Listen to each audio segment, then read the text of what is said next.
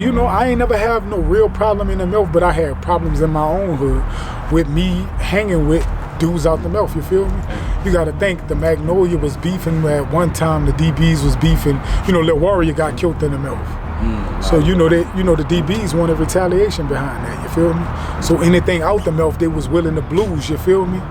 But my partner Baby Kiki and my partner Wall and all of them, when I go to the Milf, they drop me back off in my hood. Actually, one day they dropped me off, and I won't say the person's name, but he was about to clap the car because he thinking, oh, that's out the Milf car. What they doing stopping around here? And he didn't clap the car out, and I wound up getting out. We got into it about it, but you know, he was mad about it, and I left the set for a little while behind it. But you know, this was one of my childhood friends, and he just was like, you know, warning me about the whole situation, like how I'm playing it, you feel me? This is Magnolia Levy, a Magnolia Projects native who has street ties throughout the city of New Orleans, but was frequent in another Third Ward project called the Melpomene, or the Melf for short. This is the Melf right here, Melf. If it wasn't street related, it was no problem for someone from another area to be in the Melf. But if they thought you was a threat, they would eliminate you immediately. Tell them we love No Limit. We love No Limit, we love ourselves.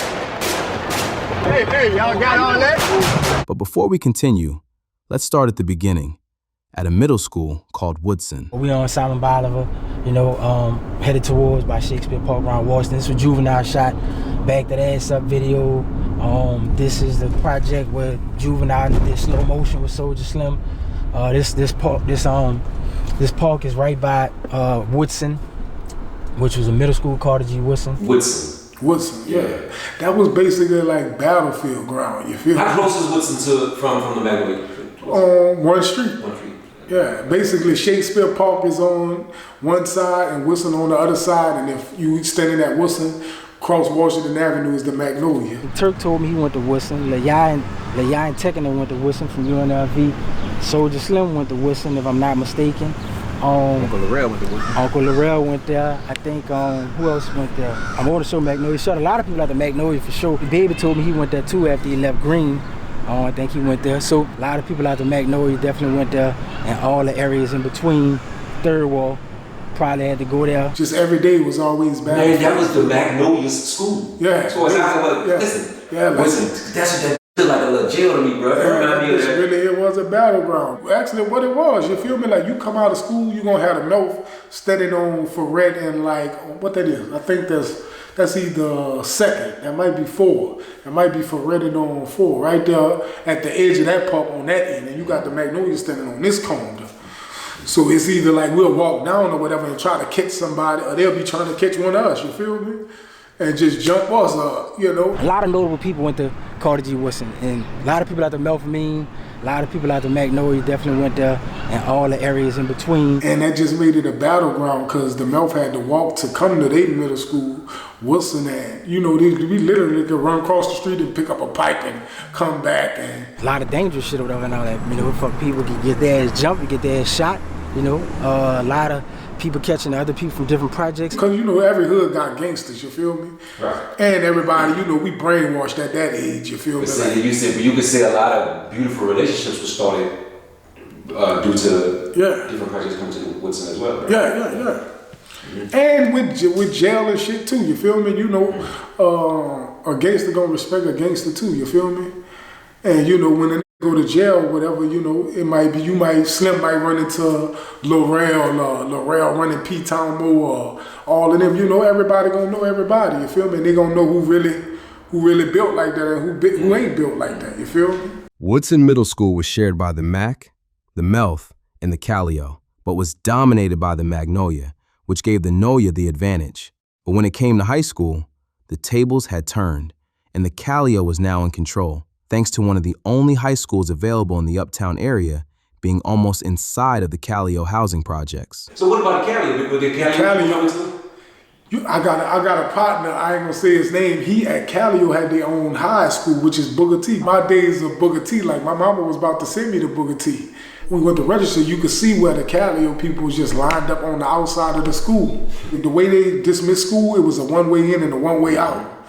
And I had already registered and everything. And one day my partner, I don't know what happened, I think my Uncle Whalen or something was running late. and my partner was getting jumped at the front of the fence. And his mama actually removed him from the school the next day. So I was basically like, oh no, it ain't even happening. That's basically setting me up for the kill, you feel me? Booker T was pretty much one block. That's Callio, you feel me? That's connected, yeah. So I was basically like, no, I ain't falling for that one. I'd rather go to Fauché where it's mixed at, you feel me? You got 17th, you got Valence the 13th, you got 11 wall, Dud, and all of them out the 11 wall. Then you might have, they got the Magnolia, they got some Callio still gonna come to Fauché because of the girls and shit like that, you feel me? But when you go to Fauché, that mainly was a 17th school. They outnumbered us all the way around the board to where the 3 from the 13th. Fauché? I thought Fauché was Uptown. Fauché is Uptown, yeah. It's Uptown, but 17 is up, Because I figured it's glad that you said that. A lot of people used to act like 17 ain't Uptown. Man, that's Uptown, man. Come on. You feel me? But Fauché basically sit on Napoleon, you feel me? And that's more closer to the 17. Because once you get to Claiborne and Napoleon, right there is what? That's P-Town and Holly Grove and all that right there. I almost got jumped one time because, I'm basically out the Magnolia, but my uncle is Roy Lee and my grandmother had a house on Calhoun. That's how Homer, that's how I started hanging on Apple and Eagle. That's how I really know Wayne too, you feel me? And Mac Main from Apple and Eagle because my people. Oh, Mac Main from Apple and Eagle? Yeah. Okay, I didn't know that. My family bought a house on Monroe. And that's basically around the corner from Apple and Eagle, you feel me? I ain't used to come outside a lot, but I'll come outside every now and then when my partner Freckle, he'll come give me either Homer, and that was like Lil Wayne best friends. So, but with that being 17, you got 3 different hoods, like 4 different hoods in the 17 and Fauché. You got Niggertown, P-Town, Holly Grove, Niggertown, P-Town, Holly Grove, Gertown. All of them go to Fauché. So they take up the schoolyard basically like a square, and they take up that whole side of the field. And on this here side of the field will be the 13th, the 3rd wall, and 10th wall and shit like that, you feel me? So it basically we would split field in school, you feel me? That's why when I tell you about how when Turk got jumped at school, how everybody had to go down with him, you feel me? This was at Fauché? Yeah, this was at Fauché, yeah. Damn, 17 boy niggas jumped her. Yeah, 17 boy jumps at school. Oh, that's crazy. After high school, some went to college, but most went to the streets. And by that time, many relationships were formed by people who were from different areas of the city, including the Mac, the Melf, and the Callio. But this wasn't school anymore. This was the streets of New Orleans during one of its worst eras to be off the porch, especially being in the wrong neighborhood. You being from the Noya, but then you having ties to the Melf. Yeah. So how'd that come about? And my ties to the Melf come from Fino, from the Gambino family, No Limit. He basically knew I was a hood rapper, and at that time, Deshaun had wound up getting popped and going to the feds. So we was basically up in the air. So that's how Derek wound up scoring out the 10th wall, and Butch, they wound up putting money up for Derek, and they got undisputed. Look, a lot of niggas be scared to bust their gun. Them be the ones to get it, cause they didn't want squeeze. Bitch made ass and scared to kill a beef. See, I don't fuss no more, I'm fighting no more. That's why I wasn't on the first Undisputed, cause I was still over there by Latifah and Roe out the Melf, you feel me? And that's basically Kiki, and all of them is the Gotti boys. So they was putting money behind me. That's why we dropped the CD at the time, EP with me and Fino called QP's The Keys, you feel me? Okay. Baby Kiki is Uncle Laurel cousin. Okay. Yeah. So we basically was waiting on Laurel to get out of jail for the even go harder with it, you feel me? And Kiki was my nigga, that's like the egg and rice king, you feel me? That's all he eat every day, egg and rice. This around the time when VCRs used to be in your trunk, and you had the 3 TVs, 1 in the front, 2 in the headrest, and he was outside the escape, and he got out the car to push the VCR tape in the trunk, and that's when somebody passed and did a drive-by. And that's how he got killed, you feel me? Kiki got killed, and that's when Derek was like, come on, man, I got you. And that's how I wound up at Undisputed, getting ready over there, you feel me? And that's how Laurel also came to Undisputed too, because his cousin Kiki got killed. Whole shop 2519 methamphetamine, no rocks, everything straight off the triple beam. Doors locked, you ain't raping me in my truck and get buck busted and fucking and head up. choppers out, real shit. Choppers out, kiss the ball when I send your duck ass straight to the mall. I don't play, I don't lay, and I don't run away. I stay, take my lick and retaliate every day. I spin bins and beamers, get on the river Ninas, rush straight to the milk, gunpowder on my finger. When I went to the Gotti Boys, you feel me? I basically was like hanging every day. But you know, I wasn't gonna be well accepted with everybody because they from a different hood, you feel me? You got older cats who ain't want me around or nothing, you feel me? Because you was from the Noya? Because I'm from the Noya, you feel me? Okay. And plus, you basically like, what I can say, you got some people that'll nag you because they don't know if you're really about that work. You'll put in some work or not, you feel me? So anything ever happened to you in the milk, or happened with you in the milk to the point where it's like, I better get the from back here? No, not really, because my partner really like, I ain't gonna say running the milk. He was like really a big dog back there. And plus I had Laurel, you feel me? Laurel, like, that's landlord, you feel me? Like, Rail really like, you know, you look at Rail right now and see like he calm and, you know, he family oriented. But man, Rail back in the G, like, man, Rail was animal, you feel me? Like dog kill dog, you feel me? I'm content with my new girlfriend, so hoes don't holler. She questioned me about all my texts when we in the shower. I got my tear-up status and my bullet wounds. Rail from charity, so it's rail to the tomb. After Derek got killed, we was coming with another compilation, Undisputed 2, which was gonna be me, Laurel, and Chaotic. And that's when, you know, Scorer was out putting up posters and promoting the new album, and he wound up getting killed putting up posters. And Scorer, so I thought Scorer and Deshaun ran together?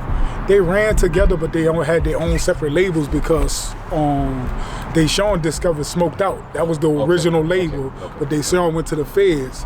So doing the right business and everything, Scorer incorporated his own record label, which is Undisputed. Gotcha. And what happened to Scorer? He wound up getting killed putting up posters for Undisputed 2. He was out like about 2 o'clock in the morning putting up posters, you know, like before a concert, how they staple the posters to the wall poles, and he wound up getting caught. That was random, and you had beef with anybody? Man, you know, being a hustler in New Orleans, anything possible, you feel me? Say, bro, if Derek didn't die from the point that he was then, what was he going with it? I think he was gonna be the next major artist out of the city, you feel me? Because he had so much against him being the underdog. Because, you know, everybody was like, he was bad for Cash Money, so that's why he got put out the group of the Hot Boys. Because he, you know, he was still hustling and shit like that.